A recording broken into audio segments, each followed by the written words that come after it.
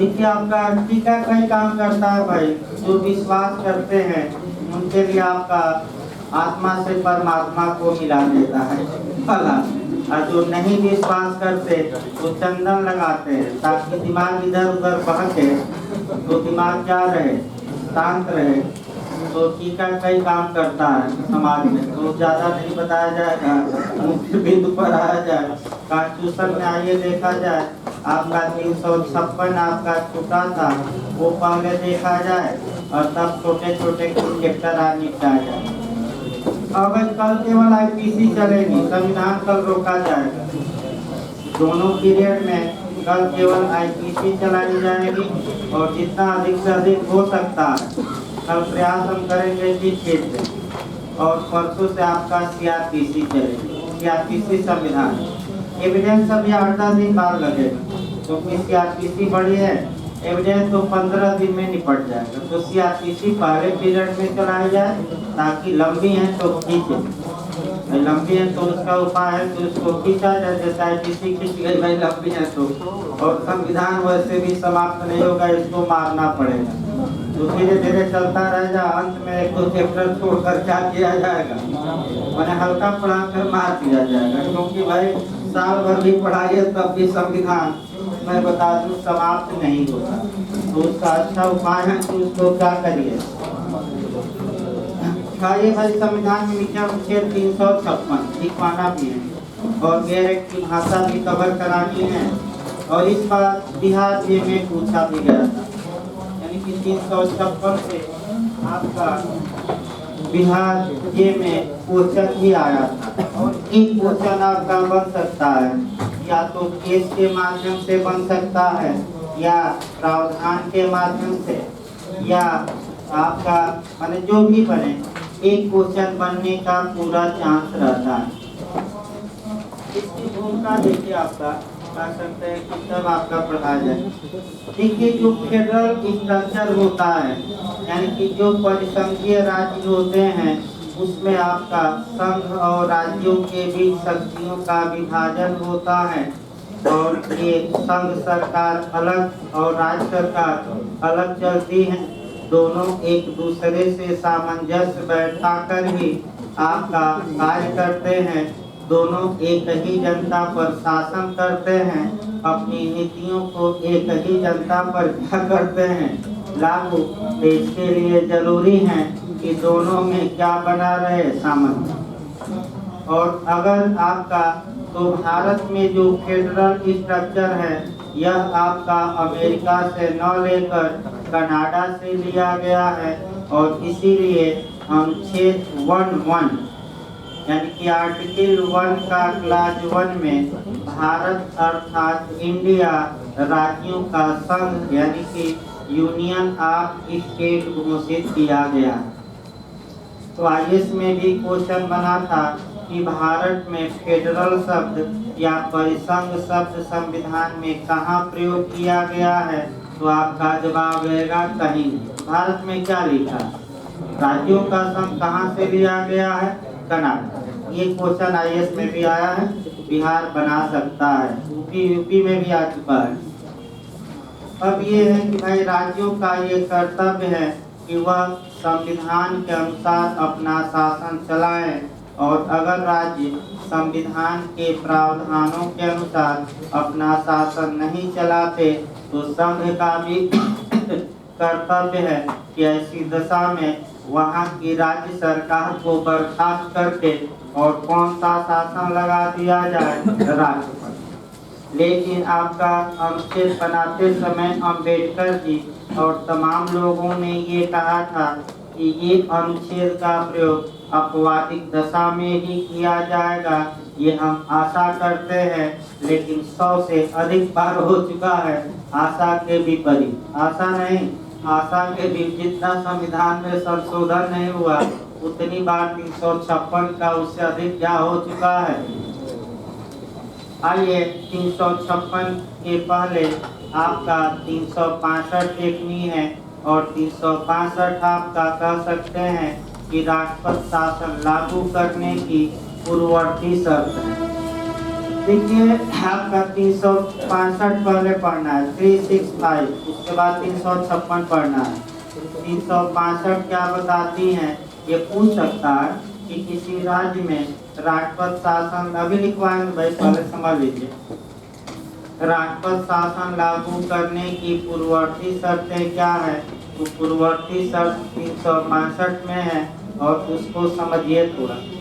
अगर संघ राज्य को कोई डायरेक्शन दे और राज्य उस डायरेक्शन को फुलफिल करने में असफल रहे, यानी कि पूरा करने में असफल रहे, तो ये अनुमान लगाया जा सकता है कि वह उस राज्य का शासन संविधान के अनुसार संचालित नहीं किया जा सकता, और नहीं किया जा सकता तो ऐसी दशा में इस अनुच्छेद का राष्ट्रपति प्रयोग कर सकता है 356। इस अनुच्छेद का, अब अनुच्छेद 356 का अगला क्वेश्चन बनता है कि राष्ट्रपति अपने विवेक से इसका प्रयोग करता है कि मंत्रिपरिषद की सलाह पर, तो या सुप्रीम कोर्ट की सलाह पर, तो अपने विवेक से प्रयोग करता है कि मंत्रिपरिषद की सलाह पर, मंत्रिपरिषद की सलाह पर करता है।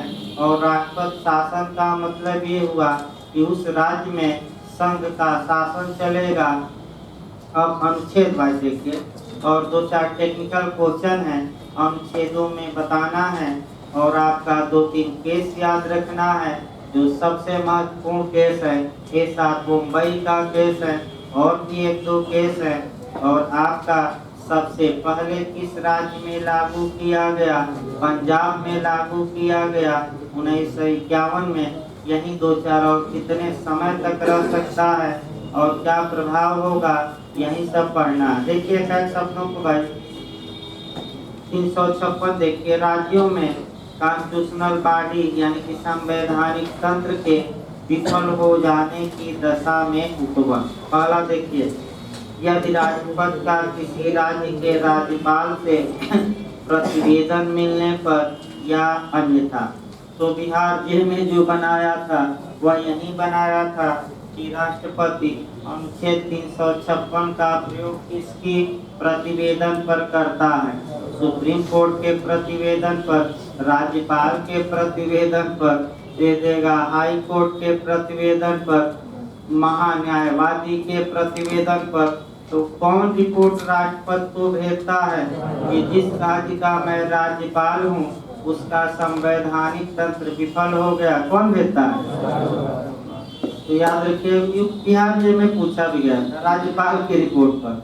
लेकिन अब नया मॉडल है, ये नहीं कि वो जो भी वो बात हुए है, अब नए मॉडल से पढ़ना है। शब्द को देखिए, पकड़ने का प्रयास करिए। पहला खंड हम चल रहे हैं भाई, देख क्या होता है। यदि राष्ट्रपति का किसी राज्य के राज्यपाल से प्रतिवेदन मिलने पर या अन्यथा, आखिर ये अदरवाइज, अब नया मॉडल देखिए कि राष्ट्रपति किसी राज्य में राष्ट्रपति शासन लागू कर सकता है 356 के तहत। पहला ऑप्शन दे देगा कि राज्यपाल के प्रतिवेदन पर, दूसरा दे देगा अन्यथा समाधान होने पर, तीसरा दे देगा दोनों, और चौथा इनमें से कोई नहीं। तो अब मॉडल चेंज कर लीजिए, क्या मारेंगे? दोनों। अन्यथा का मतलब थोड़ा अच्छे से समझना है। अन्यथा शब्द इसलिए रखा गया कि हो सकता है कि राज्यपाल और मुख्यमंत्री मिल जाए और मुख्यमंत्री असंवैधानिक कार्य करे और राज्यपाल राष्ट्रपति को उसकी रिपोर्ट ही न भेजें, तब क्या होगा? ये संभव है कि नहीं कि राज्यपाल और मुख्यमंत्री क्या हो, साठगांठ कर ले, मुख्यमंत्री संविधान का उल्लंघन करे, मैंने मंत्रिपरिषद, और राज्यपाल मौनी बाबा बन जाए, आप मूल लें कि हम रिपोर्ट ही नहीं भेजेंगे।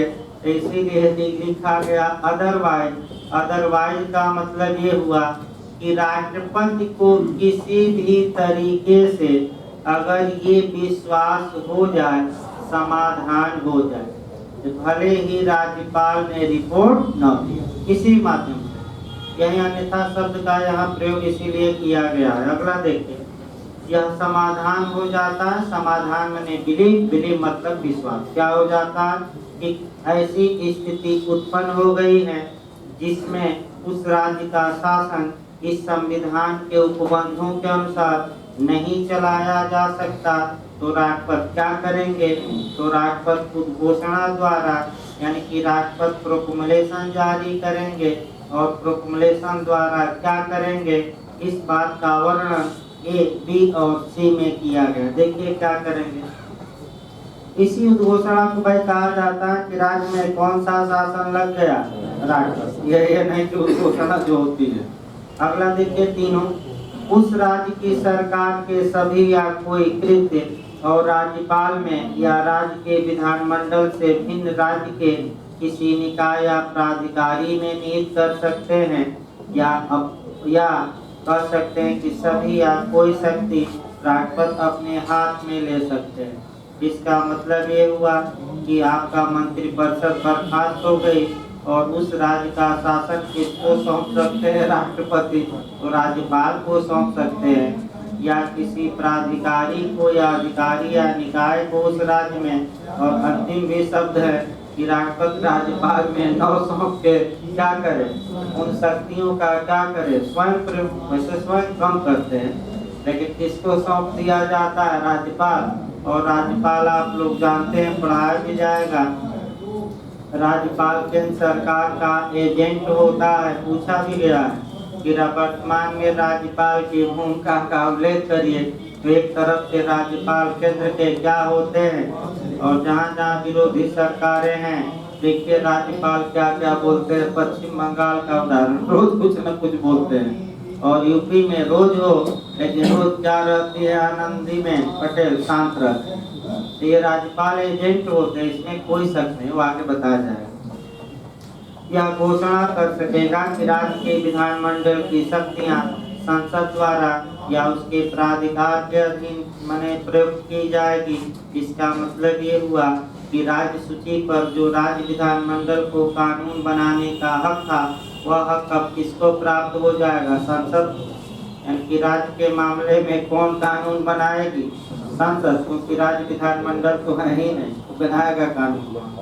अगला देखिए, राज्य के किसी निकाय या प्राधिकारी से संबंधित इस संविधान के किन उपबंधों के प्रवर्तन को पूर्णतः या भागतः निलंबित करने के लिए उपबंधों सहित ऐसे आपका आनुषंगिक माने जुड़े हुए और परिणामिक उपबंध कर सकेगा जो उद्घोषणा के उद्देश्य के पूरा करने के लिए राष्ट्रपति आवश्यक समझे।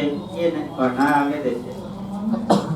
परंतु इस खंड की कोई बात राष्ट्रपति को उच्च न्यायालय में निहित या उसके द्वारा प्रयुक्त शक्ति को अपने हाथ में लेने की शक्ति नहीं देगी। इसका मतलब एक लाइन हुआ कि भले किसी राज्य में राष्ट्रपति शासन लागू कर दे राष्ट्रपति, लेकिन उच्च न्यायालय की शक्तियों को अपने हाथ में नहीं ले सकता। यानी कि उच्च न्यायालय की शक्तियां जस के तस क्या रहेंगी? बनी रहेंगी। हाई कोर्ट में कोई हस्तक्षेप नहीं, भले राज्य के विधान मंत्रिपरिषद में आप क्या करिए? हस्तक्षेप। आइए खंड 2, ऐसी कोई उद्घोषणा किसी पश्चातवर्ती उद्घोषणा द्वारा वापस ली जा सकेगी तो राष्ट्रपति जब चाहे तब, 1 दिन बाद, 2 दिन बाद, 1 मिनट बाद उद्घोषणा को क्या कर सकता है? वापस। तीसरा खंड देखिए, तीसरा खंड ही महत्वपूर्ण है। इस अनुच्छेद के अधीन की गई प्रत्येक उद्घोषणा संसद के प्रत्येक सदन के समक्ष रखी जाएगी, और जहां वह पूर्ववर्ती उद्घोषणा को वापस लेने वाली उद्घोषणा नहीं है, वहां वह 2 मास की समाप्ति पर प्रवर्तन में नहीं रहेगी, यदि उस अवधि की समाप्ति से पहले संसद के दोनों सदनों के संकल्पों द्वारा उसका अनुमोदन न कर दिया जाए। ये समय पूछा जाता है। फिर एक बार अच्छे से इसको दिमाग में बैठाइए। ये पूछा जाता है कि जब किसी राज्य में राष्ट्रपति शासन लगाया जाता है तो कितने माह के अंदर लोकसभा और राज्यसभा द्वारा उस उद्घोषणा को पास किया जाना आवश्यक? कितने माह के अंदर? अगर 2 माह के अंदर ये पास नहीं कर पाती तो राजपद शासन स्वतः क्या हो जाएगा, लैप्स कर जाएगा, स्वतः समाप्त हो जाएगा। याद रखिए कितने माह के, ये रट कर जाइएगा 2 माह के अंदर। अगला सब देखिए, लेकिन अगर इसी बीच लोकसभा 2 मास के अंदर विघटित हो जाती है तब क्या हो? समस्या अब यहाँ गंभीर है कि मान लीजिए कि अभी 1 महीना बीता और 1 महीना बचा और इसी बीच लोकसभा का विघटन हो गया तो क्या होगा? तो अब ये नियम है कि राज्यसभा 2 मास के अंदर क्या करे, पास कर दे। आगे वो बढ़ जाएगी उद्घोषणा और जब नई लोकसभा आएगी तो नई लोकसभा के प्रथम बैठक के कितने दिन के अंदर, 30 दिन के अंदर लोकसभा द्वारा उस उद्घोषणा को क्या करना पड़ेगा, यानी कि राज्यसभा के लिए सक्षम है। आपात में ही बताया गया था कि आगे बढ़ा सकती है और उसमें बताया गया कि लोकसभा की बैठक के कितने दिन के अंदर, नई लोकसभा के आपका 30। याद रखिएगा। अगला देखिए भाई, इस प्रकार अनुमोदित उद्घोषणा अगर वापस नहीं ली जाती तो ऐसी दशा में कह सकते हैं कि ऐसी उद्घोषणा के किए जाने की तारीख से 6 मास की अवधि की समाप्ति पर प्रवर्तन में नहीं रहे। यानी कि जिस तारीख को उद्घोषणा राष्ट्रपति ने की थी, अब यहाँ भी क्वेश्चन बनता है कि किसी राज्य में राष्ट्रपति शासन एक बार में कितने दिनों के लिए लागू किया जाता है, 6 माह। ये 6 माह की गिनती पूछ सकता है कि 6 माह की गिनती लोकसभा राज्यसभा द्वारा पास करने की तारीख से, घोषणा करने की तारीख से गिनी जाएगी। तो स्पष्ट लिखा गया किस तारीख से उद्घोषणा पास के नहीं। अब आइए फिर अगर बढ़ाना हो तो वही प्रक्रिया पास किया जाए लोकसभा राज्यसभा द्वारा, तो 6 माह के बाद फिर बढ़ाना हो तो और 6 माह बढ़ सकती है। यानी कि एक बार में पूछा जाता है कितने समय के लिए बढ़ सकते हैं, 6 माह बढ़ गई, अब 1 साल हो गया। तो 1 साल हो गया तो समस्या यहाँ गंभीर है। देखिए अगर ऐसा राष्ट्रपति शासन 1 वर्ष से अधिक किसी राज्य में रखना है तो इसके लिए 2 कंडीशन आपका फुलफिल होने चाहिए।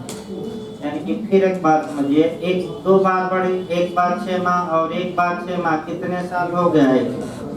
अगर 1 साल से अधिक बढ़ाना है तो 2 शर्तों की पूर्ति होनी चाहिए। पहली शर्त यह है कि निर्वाचन एक तो भारत में आपातकाल लागू हो 352 वाला, और दूसरा निर्वाचन आयोग लिखित में दे कि इस समय चुनाव कराना संभव।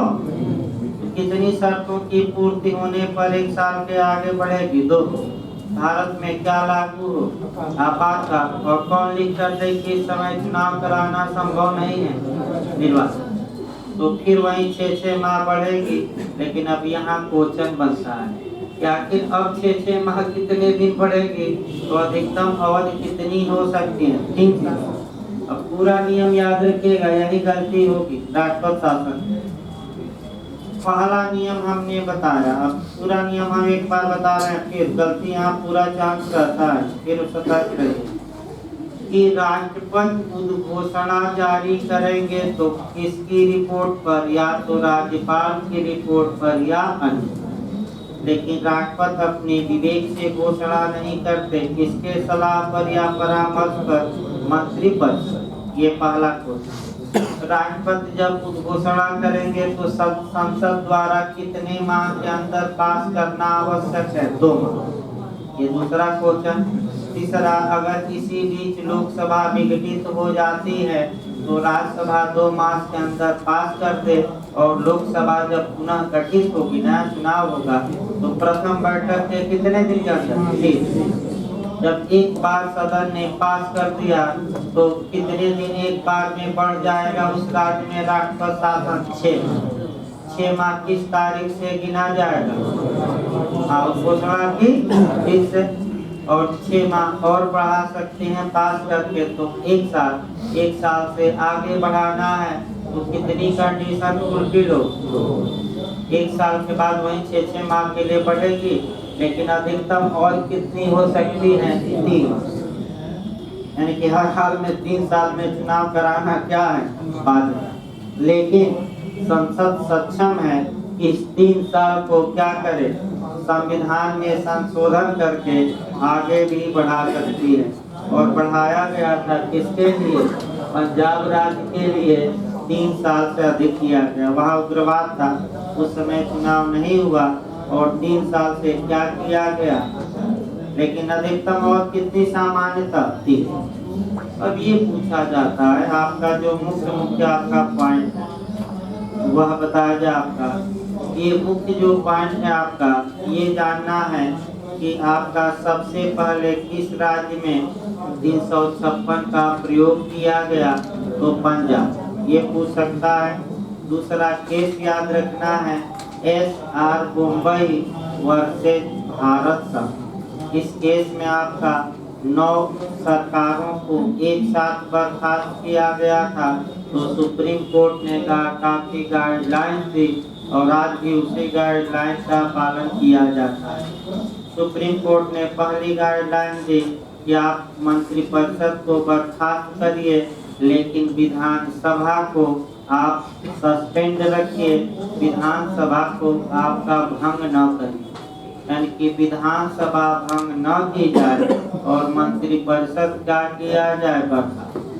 अगर न्यायपालिका को लगता है कि 356 का यूज गलत तरीके से किया गया है, तो वह सरकार को भी पुनः बहाल कर सकता है और विधानसभा को भी क्या कर देगा? पुनर्जीवित। और सबसे महत्वपूर्ण है कि सुप्रीम कोर्ट और हाई कोर्ट को पावर है कि वह सरकार की पुनः बहाली का आदेश दे या विधानसभा का पुनः, इसीलिए आपका विधानसभा पुनर्जीवित कर सकता है। इसीलिए सुप्रीम कोर्ट ने इस केस में कहा कि आप पहले सरकार बर्खास्त करिए और विधानसभा को सस्पेंड रखिए, हम न करिए, ताकि हम विचार करेंगे कि आगे क्या किया। तमाम राज्यों में आया मामला, लेकिन आपका एक राज्य में ये देखना है, उत्तराखंड का मामला हम देखते हैं, बस एक ज़्यादा नहीं है क्योंकि भाई समय भी कम है और भी सब मैंने इसमें पढ़ना है। उत्तराखंड में आपने देखा कि कांग्रेस के कुछ आपका दल बदलू भाजपा में चले गए, तो राज्यपाल ने कांग्रेस की सरकार को बर्खास्त कर दिया और बार बार सुप्रीम कोर्ट कह रहा है कि किसी सरकार को बहुमत है कि नहीं, ये सदन में साबित किया जाएगा, न कि आकर चौराहे पर। तो याचिका दायर की गई, हाई कोर्ट ने कहा कि लाइए कागज राष्ट्रपति आदेश का, हम भी देखें कि 356 के तहत कौन सा आधार था। तो अटॉर्नी जनरल ऑफ इंडिया आए थे और कहे कि ये तो लोकहित को नुकसान पहुंचेगा, एविडेंस की धारा 123 में हम नहीं लाएंगे।